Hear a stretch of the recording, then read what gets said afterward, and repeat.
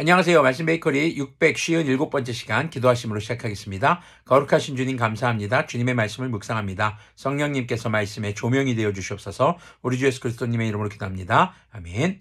네, 오늘 보실 말씀은 사무엘상 5장 1절에서 12절까지의 말씀입니다. 블레셋 사람들은 하나님의 궤를 빼앗아서 에벤에셀에서 아스돗으로 가져갔다. 블레셋 사람들은 하나님의 궤를 다곤 신전으로 가지고 들어가서 다곤 신상 곁에 세워 놓았다. 자, 다곤 신이라는 것은 블레셋 사람들의 신입니다. 상반 신은 이렇게 왕관을 쓴 남성의 모양을 하고 있고, 하반 신은 물고기의 형태를, 지금 우리가 흔히 생각하는 인어의 모습으로 떠올릴 수 있겠죠. 이 다곤 신은 사실 블레셋의 고유의 신이기보다는 다른 지역의 신이었고, 특히 베니게 지역에서 이 블레셋 사람들이 들여온 그런 신상으로 보여집니다. 그래서 풍요를 상징하는 또 이 물고기들과 바다에 관련된 그런 신으로 우리가 또 볼 수 있겠죠.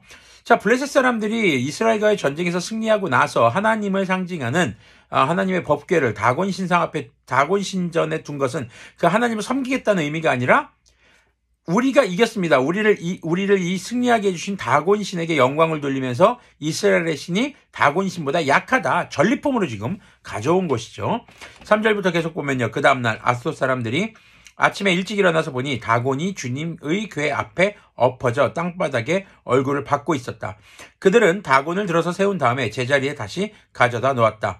그 다음날도 그들이 아침 일찍 일어나서 가보니 다곤이 또 주님의 궤 앞에 엎어져서 땅바닥에 얼굴을 받고 있었다. 다곤의 머리와 두 팔목이 부러져서 문지방 위에 나뒹굴었고 다곤은 몸통만 남아있었다. 그래서 오늘날까지도 다곤의 제사장들과 다곤 신전에서 예배하는 사람들은 아스돗에 있는 다곤 신전에 들어갈 때의 문지방 위를 밟지 않고 넘어서 들어간다. 자, 그 다음날 가보니까 다곤 신상이 하나님의 법궤 앞에 엎어져 있습니다. 마치 절을 하듯이요. 다시 세워놓았습니다. 자, 이걸 통해서 뭐를 말해줍니까? 이들의 신, 블레셋의 신인 다곤은 사람들 도움 없이는 일어서지도 못하는 신이다. 이런 걸 지금 나타내고 있는 그런 뉘앙스의 말인 거죠.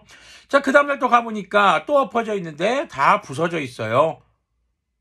몸통만 남아있어요. 두 팔목이 부러져서 문지방 위에 나뒹굴었다라고 얘기합니다. 그만큼 지금 하나님은요, 하나님 자신이 누구신지를 정확하게 나타내고 있는 거예요. 세상에 어떤 신도 하나님 앞에 고개를 들 수 없다라는 거죠. 하나님만이 전능하신 하나님이신 것을 강조하고 있는, 그렇게 하나님은 자기 자신을 다른 우상들의 능력 없음, 무능함을 보여주심으로써 나타내고 계신 것입니다. 자, 주님께서 아스돗 사람들을 무섭게 내리치셨다. 주님께서 그들에게 악성 종양과 재앙을 내리셔서 아스돗과 그 지역 사람들을 망하게 하셨다. 하나님은 다곤 신상만 무너뜨린 것이 아니라 아스돗 사람들에게 재앙을 내리기 시작하십니다.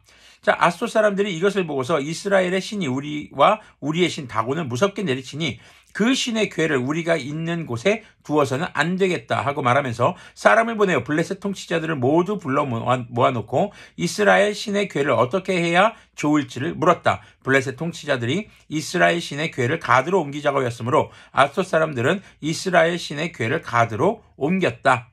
아스돗 사람들이 그 궤를 가드로 옮긴 뒤에 주님께서 또 그 성읍에 내리쳐서 사람들이 큰 혼란에 빠졌다. 주님께서 그 성읍의 사람들을 어린아이나 노인이나 할 것 없이 모두 쳐서 악성 종양이 생기게 하셨다. 그러자 그들이 하나님의 궤를 에그론으로 보냈다. 그러나 하나님의 궤가 에그론에 이르렀을 때 에그론 주민들은 아스돗 사람들이 하나님의 이스라엘 신의 궤를 우리에게로 가져와서 우리와 우리 백성을 죽이려고 한다 하면서 울부짖었다. 그래서 그들은 또 사람들을 보내어 블레셋 통치자들을 모두 불러 모아놓고 이스라엘 신의 궤를 돌려보내어 그 있던 자리로 돌아가게 하고 우리와 우리 백성이 죽지 않게 해주시오 하고 요청하였다. 하나님이 거기에서 그들을 그렇게 무섭게 내리치셨기 때문에 온 성읍 사람들이 죽을 지경에 이르러 큰 혼란에 빠졌다. 죽지 않은 사람은 악성 종양이 생겨서 온 성읍에서 비명소리가 하늘에 사무쳤다. 자, 하나님의 법궤가 가는 곳마다 온갖 재앙이 내리고 생명을 잃고 그리고 악성 종양 때문에 사람들이 괴롭게 만듭니다. 자, 근데 이 사람들의 반응을 보십시오. 계속 하나님의 법궤를 옮기기만 합니다. 지금 자신들의 신이 무능하다는 것, 그리고 이스라엘의 신인 하나님이 진정한 하나님인 것을 지금 알 법도 한데 그 하나님을 섬기고 그 하나님 앞에 겸손하게 엎드릴 생각은 하지 않는 모습을 보여주고 있습니다. 자신들의 신에서 그냥 여전히 얽매여 있는 것이죠. 벗어나지 않고 있어요. 자, 지금 하나님의 궤를 자신들이 마치 전리품처럼 가져왔습니다. 지금 이스라엘 사람들도 어제 말씀에서 오해했던 게 뭡니까? 하나님의 궤가 오면 우리는 이길 수 있다. 과연 맞나요? 아닙니다. 누가 승리합니까? 하나님이 승리하시는 겁니다. 우리가 잘못해서 오해하면 안 되는 것이 하나님이 우리와 함께 하시면 우리는 이길 수 있습니다. 엄밀하게 말하면 그것이 아닙니다. 우리는 질 수밖에 없는 존재들이지만 하나님의 승리에 동참하고 참여할 수 있는 은혜를 얻게 된 것입니다. 이스라엘 백성들에게 하나님의 법궤가 있어야 이스라엘 백성이 이기는 것이 아니라 어떤 신들 앞에서도 어떤 민족 앞에서도 강하신 하나님, 모든 민족에게 승리할 수 있는 하나님, 그 하나님의 편에 들어가는 것, 그것이 바로 이스라엘 사람들이 깨달아야 할 것이었죠. 오늘날 우리도 마찬가지입니다. 하나님을 마치 내가 원하는 것을 얻고자 혹은 나의 승리의 도구로 여긴다면 우리는 이러한 이 블레셋 사람들이 겪은 어려움들보다 더 큰, 더 심각한 영원한 지옥이라는 형벌에 처할 수밖에 없을 것입니다. 우리는 하나님의 구원과 하나님의 승리에 동참할 수 있는 자들이 되어야 할 것입니다. 그 방법은 우리가 주님 앞에 회개하고 겸손하게 주님 앞에 엎드리고 또 주님을 예배하며 주님의 말씀이 삶의 기준이 되는 삶을 사는 것, 그것을 우리는 그리스도인의 삶, 성령님의 충만한 삶이라고 하는 것이죠.